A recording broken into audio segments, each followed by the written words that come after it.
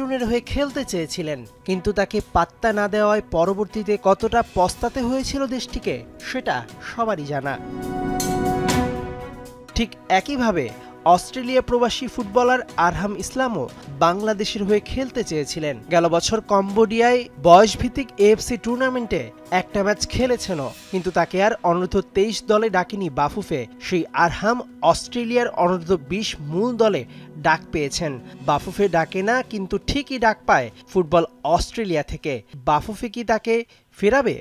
সে যদি অস্ট্রেলিয়াতে খেলতে চায় ন্যাশনাল টিমে, সেক্ষেত্রে কিন্তু আমাদের হলো বাংলাদেশ ফুটবল ফেডারেশনের অনুমতি নেওয়ার প্রয়োজন আছে, এনওসি নিতে হবে। সেক্ষেত্রে হলো আমাদের ন্যাশনাল ম্যানেজমেন্ট কমিটি আছে, সম্মানিত প্রেসিডেন্ট তাবিত আল সাহেব এবং পরিষদ বসে এরা আলোচনার মাধ্যমে সিদ্ধান্ত নেবে। বাংলাদেশ ফুটবল ফেডারেশনের দায়িত্ব আছে, সেক্ষেত্রে অনেক আইনগত একটা বিষয় আছে। তো আমি মনে করি এগুলো হলো আলোচনার মাধ্যমে এগুলো সমাধান হবে।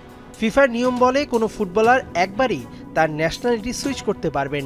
সেক্ষেত্রে আরহাম একবার অস্ট্রেলিয়া দলের হয়ে খেলে ফেললে আর কখনোই বাংলাদেশের হয়ে খেলতে পারবেন না। তারপর শুধু আফসোসই বাড়াবে। বাফুফেকে আরহামের মতো এমন প্রতিভাবান ফুটবলারদের ধরে রাখার অনুরোধ করলেন ক্রীড়া উপদেষ্টা। আমাদের অ্যাভেলেবেল অপশনগুলো অবশ্যই দেখা উচিত। আমি বাফুফের সাথে এই বিষয়ে কথা বলবো যে আরও যদি এমন কেউ থাকে যারা বাংলাদেশ টিমকে কমপ্লিমেন্ট করতে পারে, বাংলাদেশ টিমে তাদের অন্তর্ভুক্তি বাংলাদেশ টিমকে আরও এক ধাপ এগিয়ে নিয়ে যেতে পারে, তবে অবশ্যই ওই পথটা খোলা রাখা এবং ওই আলোচনাগুলো চালিয়ে যাওয়া। জুনের ট্রায়াল থেকে শুধুমাত্র জায়ান আহমেদ জাতীয় দলে ডাক পাওয়ায় বাফুফের প্রতিভা অন্বেষণ কার্যক্রম প্রশ্নের মুখে পড়েছিল। আরহামকে হারালে আবারও সমালোচনার মুখে পড়তে হতে পারে। মেহেদী নাইম, যমুনা স্পোর্টস, ঢাকা।